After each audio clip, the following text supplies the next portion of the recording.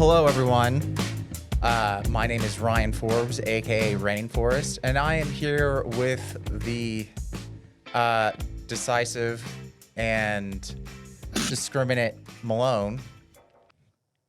And we are here today. He's running out of descriptive terms for me. Yeah, I am. It is very hot down here, and yeah, and He's living in Colorado and he's complaining about the heat. Yeah, I am, because I'm in the basement of the lovely, luxurious LPM studios, and the heat, like it's been changing from winter to fall to summer, and the heat is like on full blast in the studio. And I just got my COVID vaccine, and man, it is. If you guys haven't had your booster, Oh, that's the real problem. He's having hot flashes. He's yes, going through menopause. Yes, I'm going through menopause. Thank you, Malone. But anyway, which all of this leads perfectly into what we were talking about last time. Last time we were talking about my ideal situation for how to a world without prisons, a different world with a different criminal justice system. And Malone brought up how my system could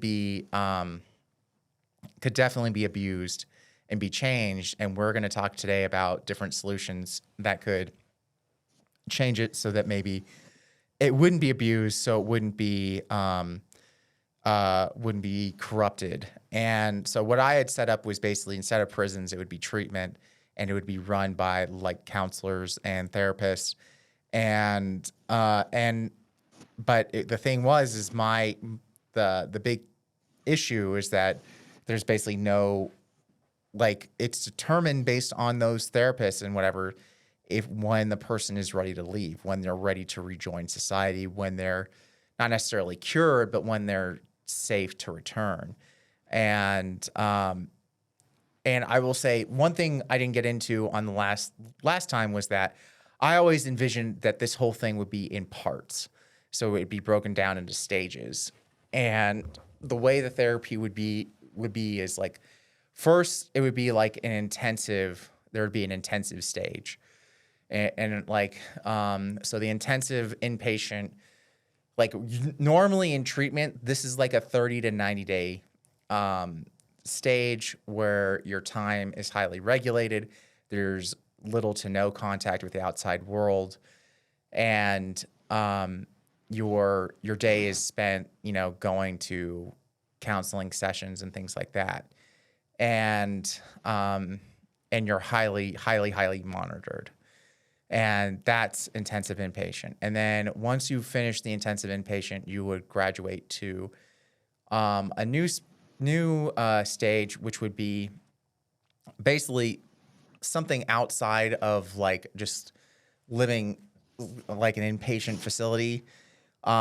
Maybe it's something outside the facility. Maybe it's something incorporated with a local town or something like that, but somewhere where you could either volunteer or work in an actual community. But like, and you'd be, once again, it'd be very highly monitored. You'd still have groups and things like that, but you would start re-entering a local community that was very aware of who you are.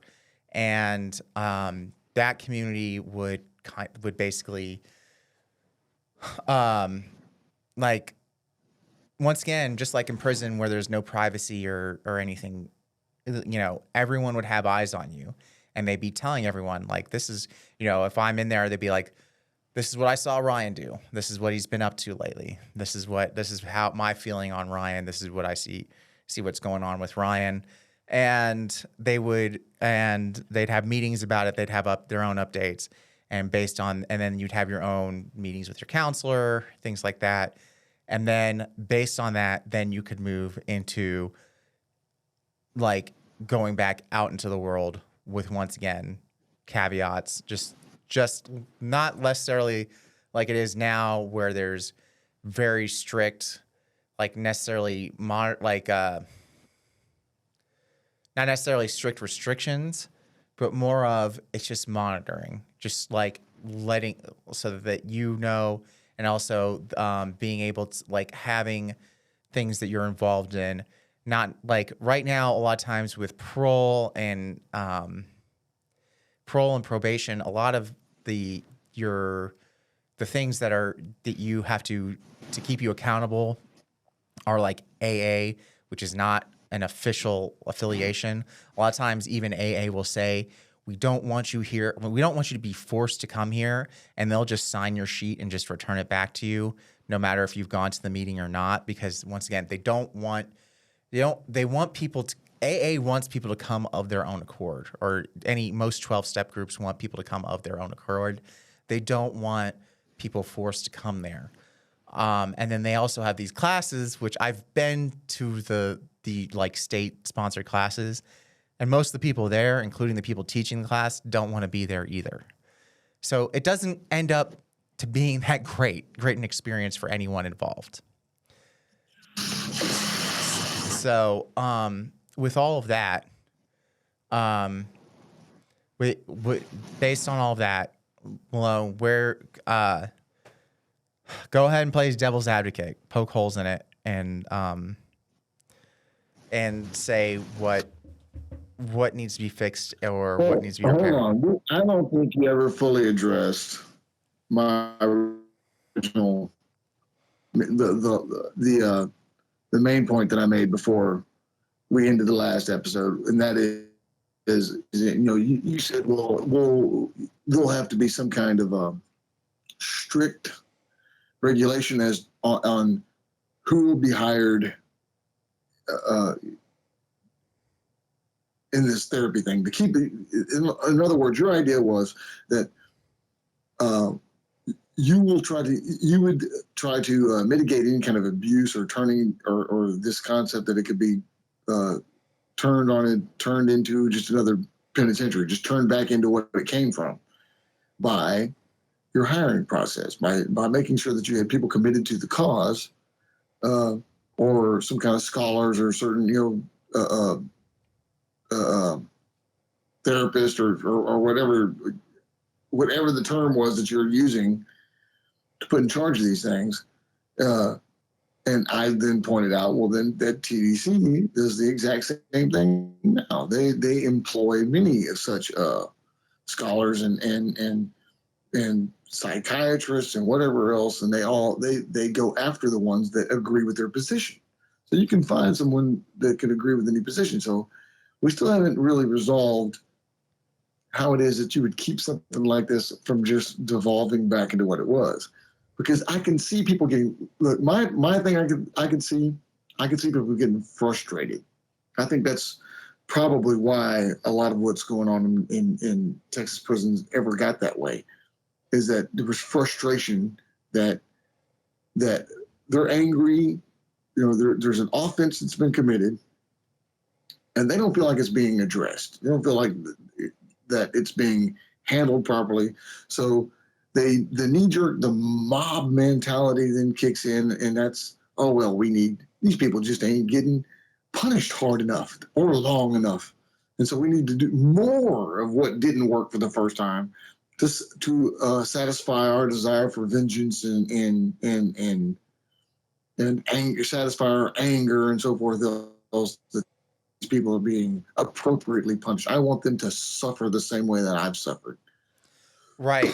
And that frustration then boils over into a change of the system. There's going to be a backlash. It has to. I feel like there has to be a complete sort of change in society in the way that we view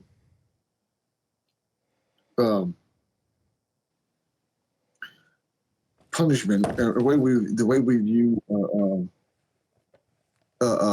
how people are dealt. I mean, what is the word I'm looking for? I mean, is there even a word I'm looking for? The way that we deal with crime, there has to be this sort of mass enlightenment that needs to take place, where people don't view criminals as being something separate from themselves or anybody in society. We all have to sort of start seeing each other not as I think we have this flaw in society now that we don't view our neighbors as members of the team. We don't see society as something that we're necessarily even a part of.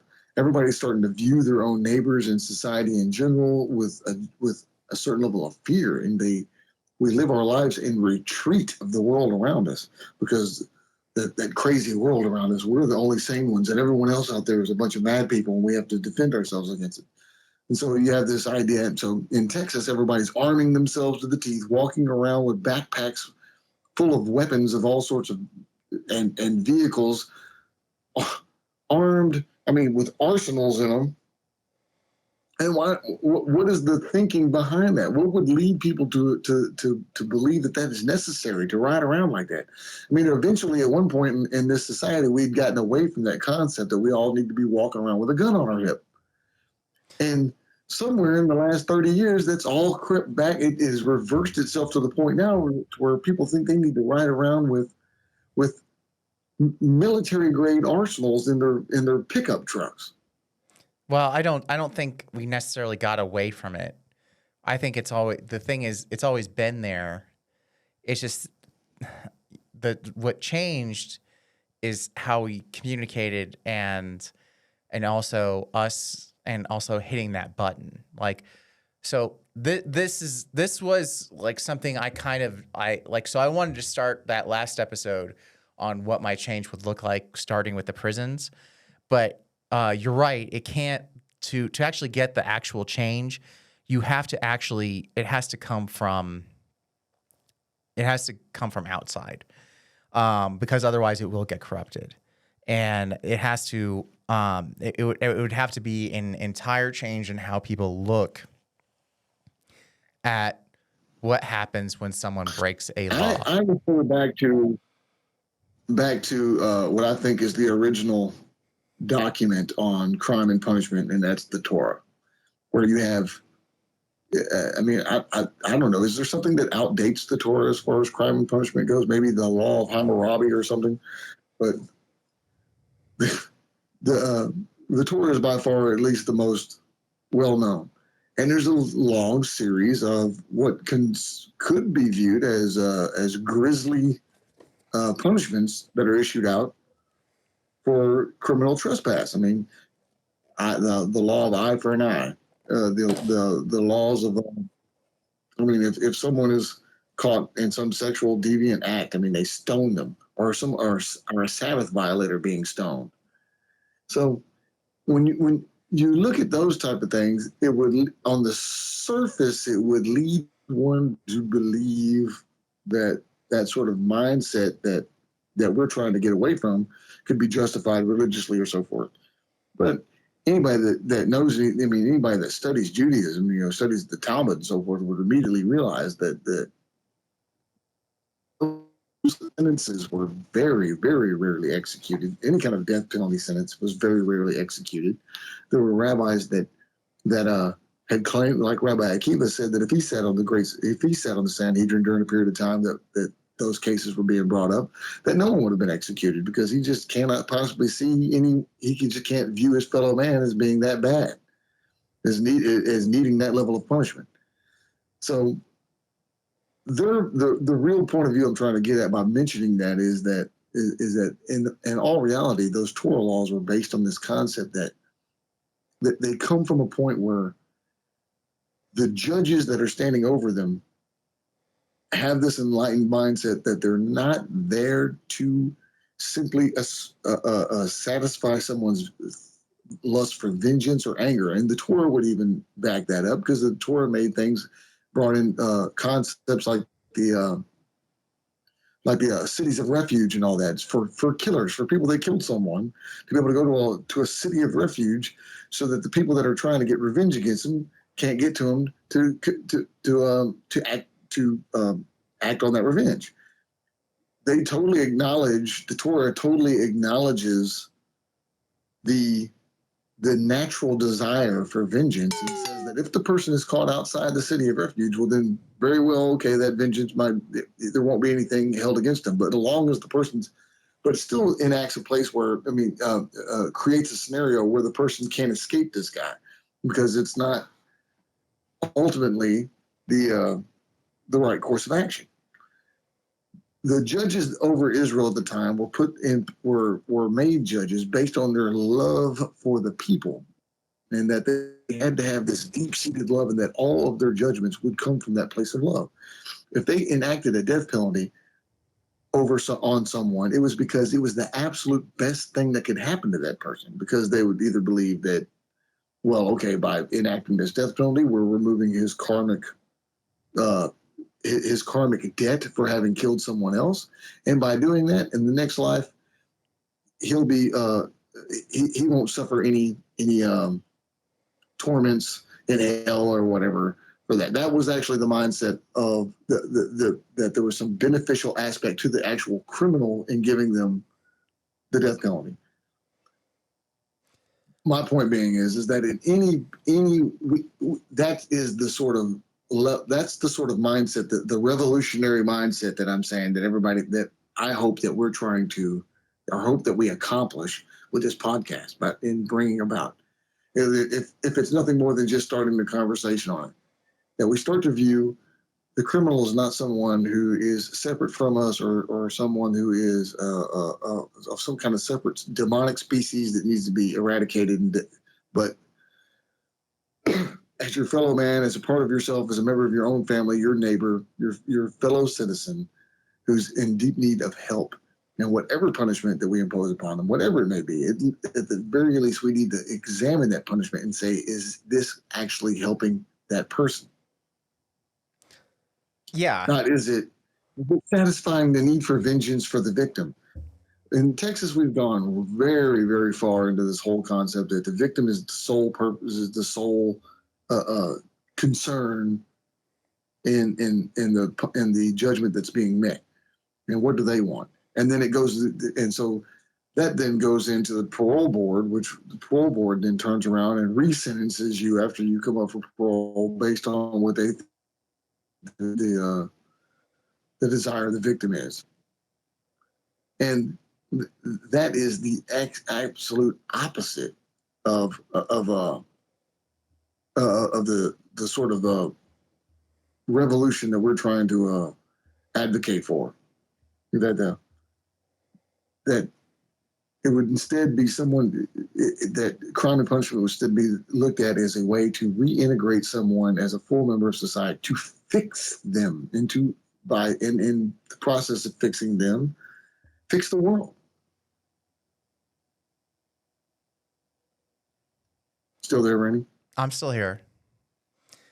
And I like, to me, it's just the bigger issue is that it's a like, we look at things as like our first goal of any time there is a crime, we have to assign blame. And it's very like that is No, the utmost. you don't mean crime. You mean anytime there's some sort of tragedy or accident, there has to all of a sudden I there did, has to be someone responsible. Someone has to go to prison in Texas. no, it doesn't, honestly, it doesn't matter. Like, it's just crime. It can be crime, tragedy, accident, problem. We have the first goal, is always to assign blame. And that is in itself, to me, the problem. If the first thing you're always looking to do is to assign blame, like, there's a pragmatic side of it that says, well, you need to assign blame so you can figure out who needs to take responsibility and who needs to figure out what. But the truth is really, if you take that out, if you take out the assigning blame portion of it, then what you're left with is, well, then how do we fix the problem? How can we prevent this from happening next time? Those are the important questions. Assigning blame on the list of priorities is very low compared to how do we prevent this from happening again? That needs to be top priority. Like, I seriously, like, I did an episode, there was an episode where I talked about recently where I got into this whole argument with this local group about sex offenders and what to do with sex offenders. I said, the main question is You got how, an argument more. Yeah, there's a big thing on locally about this guy started a big issue about he basically wants to kill sex offenders. Like just he first he went from well they need to go to Death penalty prison. They need to go to prison, and then I got into it with him, and I'm like, you're basically it's like if you just want them to spend life in prison, why don't you just kill them? And he's like, well, yeah, should just kill them. And and then and so I said, the main thing you need to be focused on is how do we prevent this thing from happening again? And like with the sex offenders, you need to identify the problem, which is not necessarily the individual person. It's an ongoing problem because there's not just one sex offender out there. It's a lot of people, and so you have to understand what the problem is, identify it, and then be able to prevent it going forward. So how But do you once again, you pick your battles. You pick your battles so poorly. If there's Yes, I know. any group out there that is the most that is difficult to defend, that is the most difficult. If not them, well then maybe serial killers and racists or Nazis or something are But the least defendable people on the planet. And where do you go? Oh yeah, that was just the battle that was there. It's just but like but they were that was the reason I picked that battle is because it was the current lock 'em up battle. It was they and that's the thing. I understand what you're saying, Whenever people say and that's lock where it 'em always up, starts. yeah. Well, that's how it starts. It That's starts where it with always starts. They start with sex offenders. It's always the way it goes because they're the easiest category of people to do anything to. No one wants to defend a sex offender, and right, if you do, I mean, you look like a sicko, anyways. right, But what people don't understand is that's the foot in the door for any fascist policy is, oh, we're going to start with this unpopular group of people. And then as soon as everybody's like, yeah, do it to them. And then it's the next unpopular group of people. And then it starts working its way down to everybody. right. That's the pattern of all history is that. You don't, yeah. When you say lock them up, when you say lock up all the pedophiles, and you want to give the pedophiles all life sentences, well, then all of the sex offenders get life sentences, and then it's going to expand all of the sentences for everyone Mhm. of any category, like in a certain category of offenses, and then it's going to expand all the category offenses overall, and then and then it's just anything. Then and then you're going to start getting jail time for your speeding ticket. It's just, it goes all the way down. Like you start there. It's the easy way to open up the conversation, and then it will go all the way down. And here's the other thing you have to know. That's in any society, in any group of people, you might have the saintliest group of people out there, the nicest law-abiding group of people. Within that group, they can tell you that there's more saintly. Oh, there we go. There's more saintly and less saintly groups.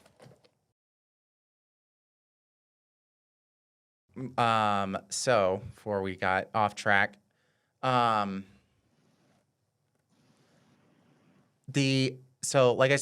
I was saying, if you're in any group of people, there's gonna be a group of people who are more law abiding and less law abiding, and it's relative to that group basically. And the more you the more you put the stricter you make the rules. When you get moved into if you get moved, let's say you make it into that more law-abiding category, then they will come up with rules for you too. And then at some point you'll find yourself at the bottom of that law-abiding category. And then you'll be sentenced at the bottom of that group, is the point I'm trying to make. You see what I'm saying? Okay. Hello? No, not really. I mean, I do. I kind of get it, but I'm not really. She, I don't know if I'm totally following that. it's, the tzaddiks, the saintly ones, right? That's the way I Yeah. always think about it. In any group of them, there's going to be more righteous and less righteous ones, and even amongst them, there were deviant. Oh, you're talking about like a hierarchy among. Okay, right? It's a well, yeah, but hierarchy. I mean, Yeah. So that's the point I'm all trying right. to make. But the thing is when you create a hierarchy, even if you start with serial killers and pedophiles, you will at some point find yourself at the bottom of that hierarchy. That's the point I'm trying to make. And it's you won't It's kind find of like whenever that sex offender program ended up over there on Stringfellow, I realized that, you know, in my mind at that time, the lowest possible rung of society within penitentiary are sex offenders. They are at the bottom of of how, I mean, serial killers and murderers in prison have more respect than sex offenders. But whenever I got there, whenever those guys got there, I realized that even amongst those guys, they had their own hierarchy amongst the rest of the sex offenders, and there would always be like, you know, well, I know I'm a sex offender, but you know, I didn't rape a child. I just raped an adult or something, and so that, you know, then the pedophiles were at the lower end of their spectrum for disrespect. You know, those were the people worthy of their disrespect and ill treatment. And even amongst them, you know, they were like, well, maybe I raped a kid, but at least I raped a girl. I didn't rape no boy. You know, there's also, I mean, it sounds sick whenever you put it like that, but they literally thought like that. right. Well, we broke it down right now. We went and broke all of that down, and I nearly Breakdown on the shakedown. yes, and we nearly broke down the entire studio while doing it. So, on that lovely note, Rainforest can't control himself. thank you for The that. spastic arm flapper, he was so upset he was just thrashing about at this at my questioning. He couldn't handle the pressure of my pushing him on his issues, right, on his point trying to make. Damn it, Malone! and that will be the He's an final. abusive bastard. That guy's horrible. Rainforest, terrible person. Well, we're gonna leave it at that. Then we're gonna send this video directly to Malone's mom. We're gonna have Mama Malone take a look at this video and she'll analyze it in post. You better not. You better edit this part out. Anyway, thank you for joining us, and we'll see you next time. And please, comments, questions, ideas for further episodes. We'll talk to you soon. Thanks. The Shakedown was produced at Longmont Public Media, and our theme song "Shakedown" was brought to you by Envato Elements. If you want any Shakedown merchandise, or you want to support the show, you can go to waywordpress.com. That's WAYWORD press.com.